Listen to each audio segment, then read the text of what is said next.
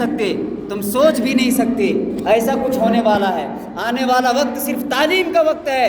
جو قوم تعلیم میں آگے ہوگی اسی کے ساتھ بھلائی کیا جائے گا اور وہی قوم ترقی کرے گی، اور جو تعلیم میں پیچھے رہ جائے گی کوئی پوچھنے والا نہیں ہوگا اور اسے مٹنے سے کوئی نہیں بچا سکتا۔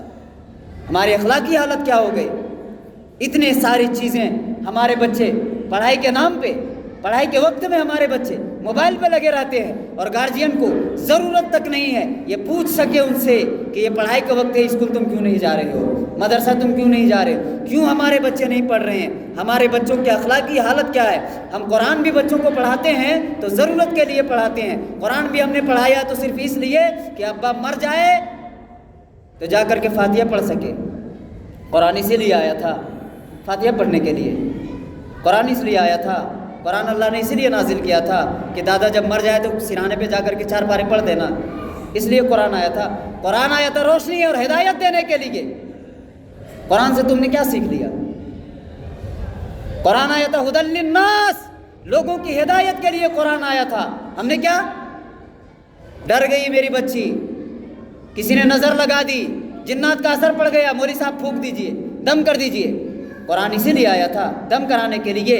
اور یہ اتنا بڑا ظالم یہ قوم ہو گئی، اتنا ظلم کر بیٹھی یہ قوم، شادیوں میں دیکھیے ناچنے والے آئیں گے، ڈی جے والے آئیں گے، تماشے ہوں گے، عورتیں تب بجائیں گی، گیت گائیں گی، تب کسی کو اسلام یاد نہیں رہے گا، تب کسی کو قرآن یاد نہیں رہے گا۔ یہ اتنی ظالم قوم ہو گئی، بارات میں جائیں گے تو گاتے ہوئے جائیں گے، شراب پی کر کے ناچتے ہوئے جائیں گے، ڈی جے لگا کر کے ٹھمکتے ہوئے اور ناچتے ہوئے جائیں گے، اور جب گھر پہ جائیں گے عورتیں اس کے اوپر نامحرم عورتیں اس کے اوپر پھول برسائیں گے اور استقبال کرے گی، گیت گا کر کے سوال کریں گی اور اس کا استقبال کرے گی۔ لیکن اس وقت کسی کو اسلام یاد نہیں رہتا، قرآن اس وقت کسی کو یاد نہیں رہتا۔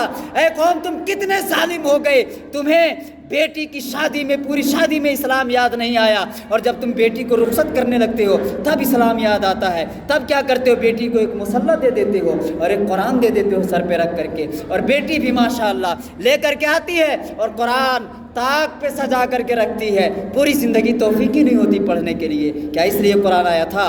جو قوم اپنے خدا سے غداری کرے دنیا اس کے ساتھ کبھی وفاداری نہیں کر سکتی۔ یاد رکھنا میری بات کو، دنیا اس کے ساتھ کبھی وفاداری نہیں کر سکتی جو اپنے خدا سے غداری کرے۔ خدا نے تمہیں قرآن سیکھنے کے لیے دیا تھا، ہدایت کے لیے دیا تھا، تم نے اس سے ہدایت لینا بند کر دیا، اس لیے تم ذلیل و خوار ہو رہے ہو جگہ جگہ۔ اس لیے اپنے روش کو بدلو اور اپنے اخلاق کو سنوارو۔ کیا ہے ہمارے اخلاق یار؟ ذرا سوچو تو صحیح، کتنے گر گئے ہم۔ مسجدوں سے ہماری چپلیں چوری ہو رہی ہے، سوچ سکتے ہیں آپ؟ مسجدوں سے ہماری چپلیں چوری ہو رہی ہے، اور تو اور شہروں میں آپ جائیں گے نا تو استنجا خانہ میں جو چپلیں ہوتی ہیں نا اس کو کاٹ دیتے ہیں آگے سے تاکہ کوئی پہن کر کے باہر نہ چلا جائے۔ یہ قوم کی حالت ہو گئی۔ جو قوم مسجد میں بھی آ کر کے چوری کرے اور وہ قوم کہے گی ہم دنیا کے ساتھ چلیں گے اور امریکہ اور یورپ سے لڑیں گے، تو بھائی یہ خام خیال ہے تمہارا، یہ سراب ہے تمہارا، یہ دھوکہ ہے، دھوکہ، خوش فہمی میں ہو تم۔ نکالو اس چیز کو اپنے ذہن پہ، تم سے نہ ہو پائے گا یہ۔ قبرستان میں مٹی دینے کے لیے جاتے ہیں، قبرستان میں ایک صاحب نے کہا کہ مولانا صاحب چپل تھوڑا سائڈ میں کھولیے گا۔ میں کہا کیوں؟ کہا یہاں سے بھی چوری ہوتی ہے۔ اللہ اکبر، کہاں پہنچ گئے؟ قبرستان میں چوریاں ہو رہی ہیں۔ مسجد سے اگر لوٹا صحیح سے نہ رکھو نا، بعض مسجدوں سے لوٹا اٹھا کر کے لے کے چلے جاتے ہیں لوگ۔ قبرستان میں بھی جو قوم چوری کرے، جہاں اپنے مردے کو لے کر کے جاتے ہو وہاں بھی تمہیں موت نہیں یاد آتی، اور وہاں بھی تمہیں فکر آخرت نہیں ہوتا کہ ایک دن مجھے آنا ہے اور آ کر کے ساری چیزوں کا حساب اور جواب دینا ہے۔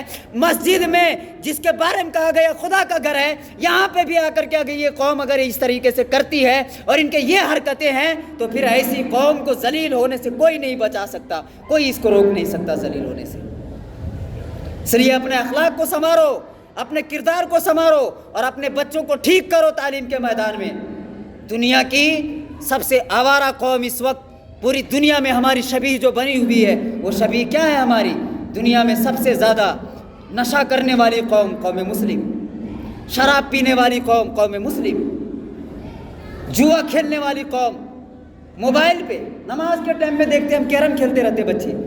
بھیا کیرم کھیلنا جائز ہے, لوڈو کھیلنا جائز ہے, وہ بھی نماز کے ٹائم میں. سوچ سکتے ہیں آپ, رات میں ہمارے بچے سوئیں گے 12 بجے رات موبائل چلا چلا کر کے, اور صبح اٹھیں گے 10 بجے, نہ مدرسے کا پتہ نہ اسکول کا پتہ. اور غیروں کے بچے رات میں جلدی سو جاتے ہیں, صبح اٹھ کر کے اسکول جاتے ہیں. پھر ترقی کون کرے گا؟ مسلمان کرے گا یا غیر قوم کرے گا؟ کون ترقی کرے گا؟ مسلمانوں کے بچے صرف آوارہ گردی میں لگے ہوئے ہیں. آپ سوچ سکتے ہو کوئی مسلمان اور شراب پیے گا؟ لیکن ہم نے دیکھ لیا یہ بھی ہوتا ہے یہاں پہ. مسلمان شراب بھی پیتے ہیں, مسلمان کثرت سے شراب پیتے ہیں. اور آپ کے جے نگر میں تو ماشاءاللہ کیا کہنے ہیں, اس قدر کثرت کے ساتھ شراب. لوگوں میری ایک بات دھیان سے سنو, آخری بات کہہ رہا ہوں, ذرا صبر سے سننا. بات میں کبھی کبھی بڑی کڑوی کر دیتا ہوں, لوگوں کو بڑی مرچی لگتی ہے, لیکن میں کیا کروں, میری مجبوری ہے.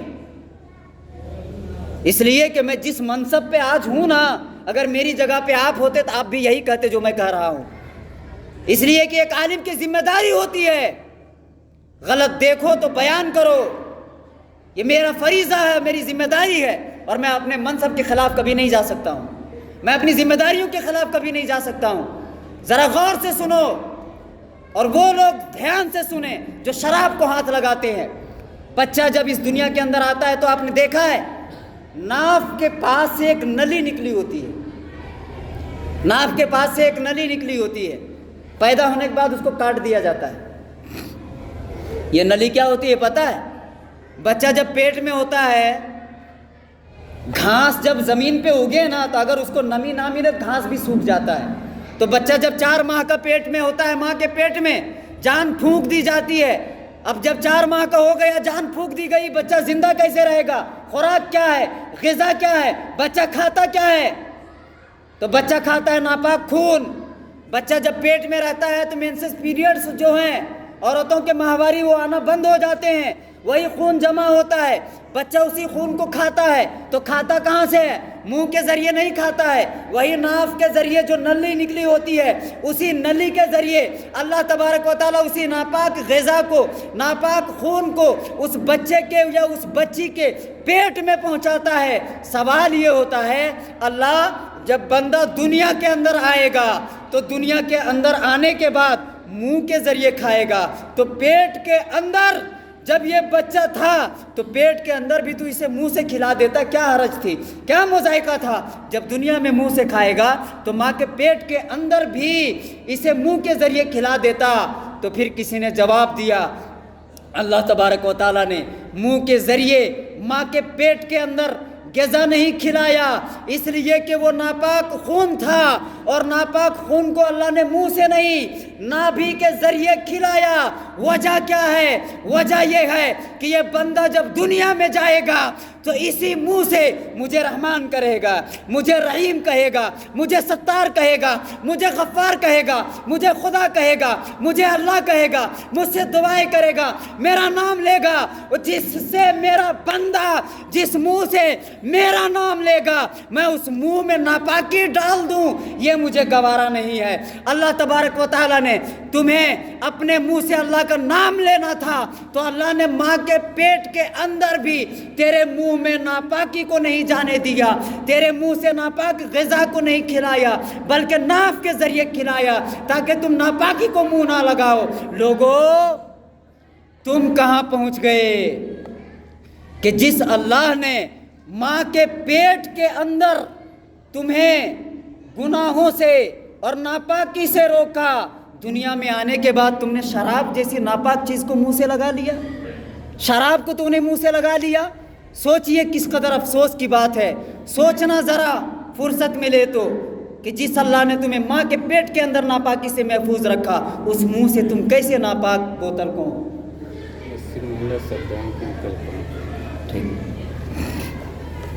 اس منہ کے ذریعے تم ناپاکی کو کیسے لگا لیتے ہو, اور تم کیا منہ دکھاؤ گے؟ اس لیے اپنا علاج کرو, اپنا اخلاقی علاج کرو. اور یاد رکھیے گا, شراب یہ انسان کے رگوں میں جب جاتا ہے تو بے حیائی پیدا کرتا ہے. یاد رکھیے گا, انسان جو کھاتا ہے اس کا اثر دکھتا ہے, ترکی لوگ گھوڑا کھاتے ہیں اس لیے بہادر ہوتے ہیں، عرب کے لوگ اونٹ کھاتے تھے اس لیے بہادر ہوتے تھے، ہم لوگ صرف مرغی کھاتے ہیں اس لیے صرف چیں چیں کرتے رہ گئے اور کچھ نہیں ہوا۔